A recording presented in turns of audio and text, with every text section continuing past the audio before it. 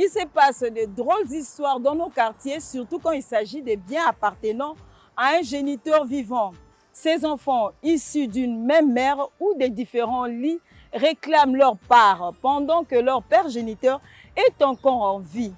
Ils vont jusqu'à les contraindre de vendre sa parcelle. Est-il normal que les enfants réclament leur part pendant que leur père géniteur est en vie? Un enfant peut-il traduire son père en justice pour la vente d'une parcelle ou de tout autre bien appartenant à son père? Un parent peut-il déshériter son enfant?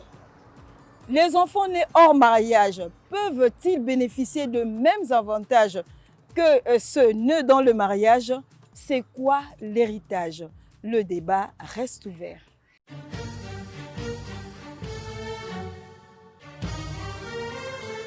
L'héritage, c'est ce que lègue un parent à ses enfants quand il meurt. Bana babotami na kati ya mariage na bana babotami le bandani tolobaka bana kindumba bambale bana na droit ndenge moko ya kobimisa ba bien ya papa na bango po bambale ba makila moko. Les enfants nés hors mariage, selon l'État, s'ils ne sont pas dans le testament, ils n'ont pas droit à l'héritage.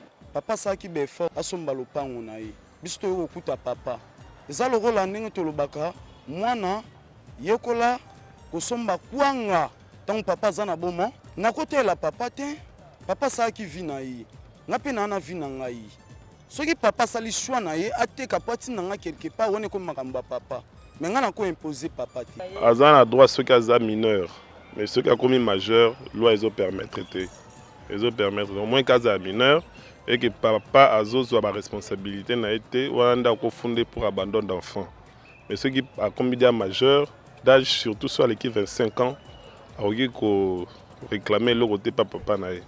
Ata mabe il faut ozonga na famille kosolola ko déshériter mwana eza vraiment bonne idée te. Même si le parent a droit parce que c'est sa parcelle, mais au cas où il est malade et que ça demande de l'argent et que la famille n'a pas d'argent, vous pouvez vendre la parcelle pour faire guérir le papa. Nous avons l'histoire de l'enfant prodigue dans la Bible qui avait réclamé ses droits. L'enfant prodigue n'avait pas réussi dans sa mission. Il a eu ses droits bien avant. Cependant, c'est lui qui était là, il était toujours à côté de son père jusqu'à attendre un moment favorable. Donc réclamer ses droits avant, pendant que ses parents sont vivants, ce n'est pas vraiment logique.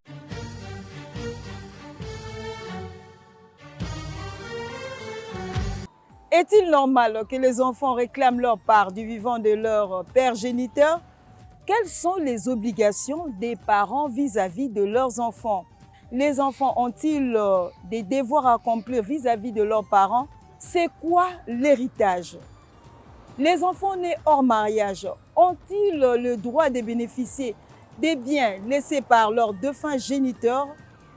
Quelle est la part des enfants dans l'héritage de leurs parents? Que dit la loi en matière d'héritage? L'expert nous édifie.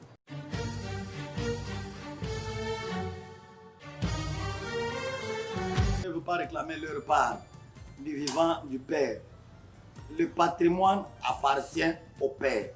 Le père en fait ce qu'il veut pour vous faire vivre. On ne peut pas venir du vivant dire je viens réclamer votre part, la part vous l'avez eu où? Votre part, allez travailler pour avoir votre part. Moi, j'ai travaillé pour avoir ma part. Maintenant, vous venez réclamer quoi? En fait, du vivant du père, les enfants ont ce qu'on appelle le droit alimentaire.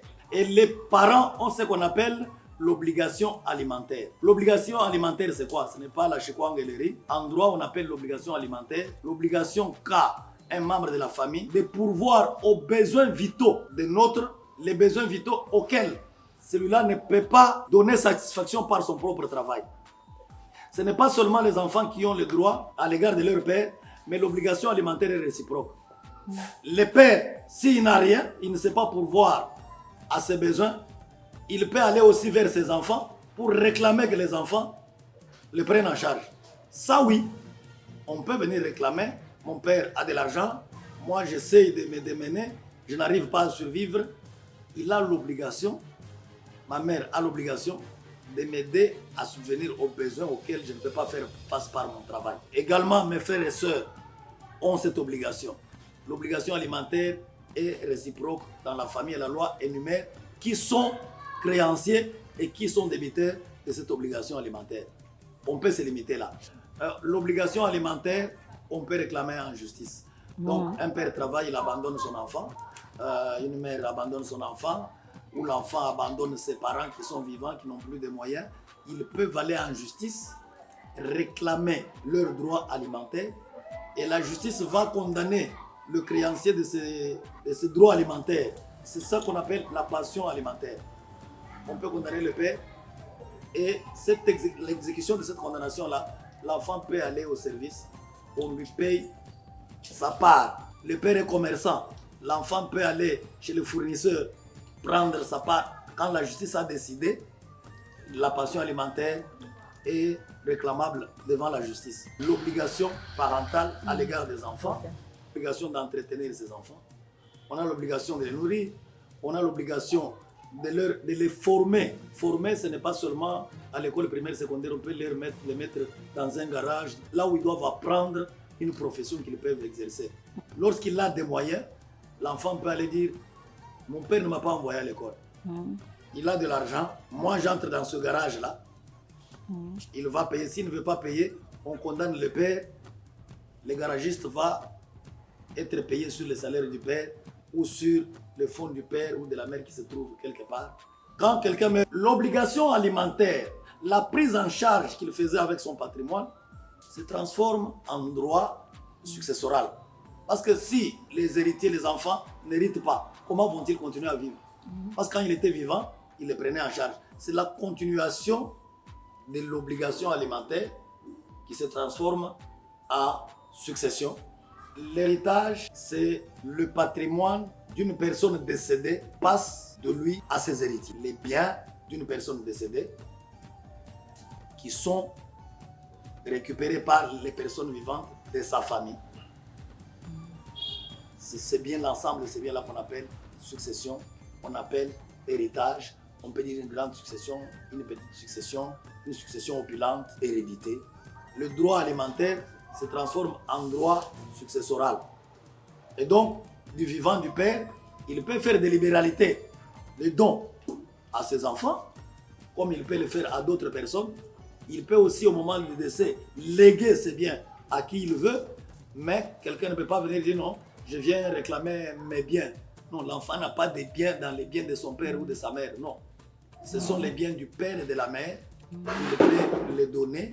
C'est quand il meurt que la loi dit que les 3 quarts doivent être hérités par ses enfants. Les héritiers de la première catégorie, on les appelle héritiers réservataires.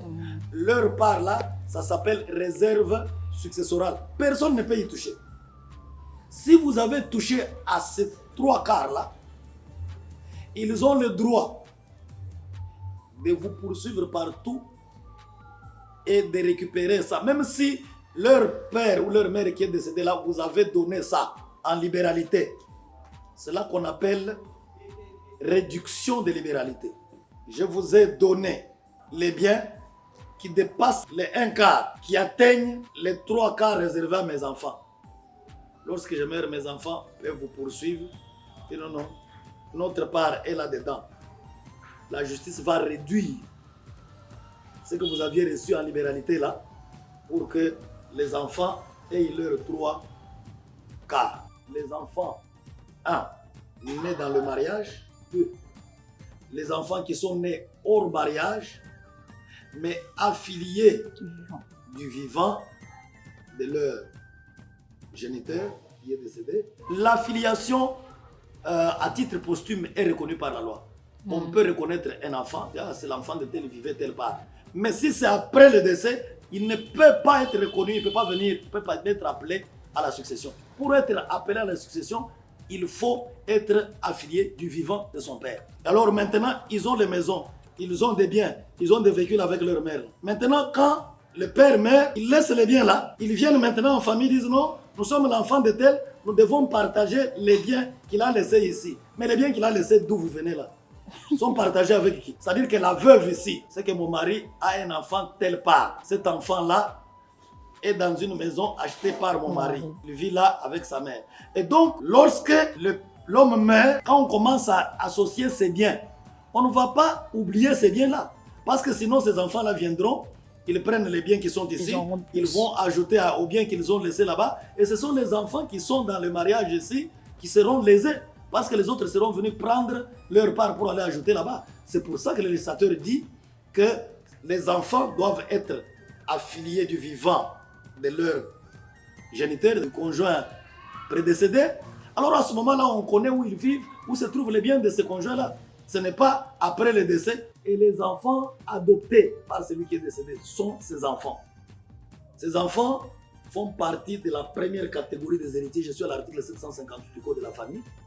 La première catégorie. Et alors, les 3/4 de l'ensemble de ces biens sont dévolus exclusivement aux héritiers de la première catégorie que sont les enfants. On peut déshériter son enfant, non seulement déshériter l'enfant, mais le Code de la famille prévoit ce qu'on appelle les causes d'indignité successorale. À l'article 765 du Code de la famille, il y a des causes d'indignité. Et lorsque un père est décédé, quelqu'un est décédé, parmi ces héritiers-là, je donne un exemple, un enfant qui a abandonné son père ou sa mère dans la dernière maladie. Il est à l'hôpital, on ne s'en occupe pas, on a les moyens pour l'assister, et il meurt, vous venez à la succession. C'est votre droit. Mais un autre héritier peut aller à la justice dire non, lui ne vient pas à la succession avec nous, il est indigne.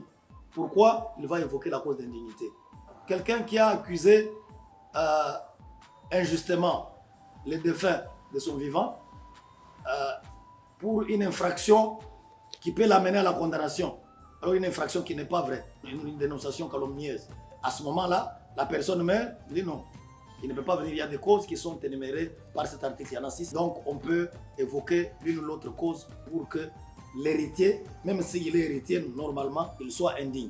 De la même manière, le découyus de son vivant peut déshériter un enfant ou un héritier dire tel ne vient pas à ma succession. Pour telle raison, il ne vient pas à ma succession. C'est le droit du propriétaire du patrimoine d'exclure qui il veut pour des raisons évidentes à sa succession. C'est prévu par la loi. Les enfants doivent déranger les parents pour demander la formation. Et puis quand on dit enfant, c'est quel enfant? La loi définit l'enfant comme toute personne n'ayant pas encore 18 ans revenu. Lorsqu'on a au-delà de 18 ans, on est majeur. Et chaque majeur doit travailler lui-même pour pourvoir à sa vie. Il ne peut pas aller déranger le père et la mère.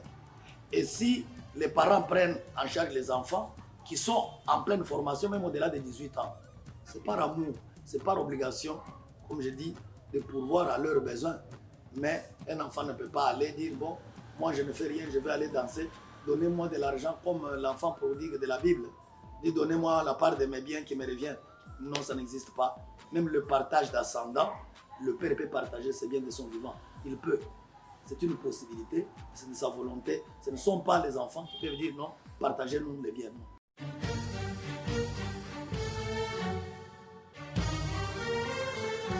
Les biens appartenant à un géniteur vivant ne peuvent faire l'objet de contestation. Ces enfants issus dans le mariage ou hors mariage doivent attendre que celui-ci décède pour avoir part à l'héritage. Les enfants ont droit à l'alimentation, à l'éducation, à l'instruction, à la scolarité. Retenez que le droit alimentaire est réciproque dans la famille. Merci de l'attention soutenue et à la prochaine.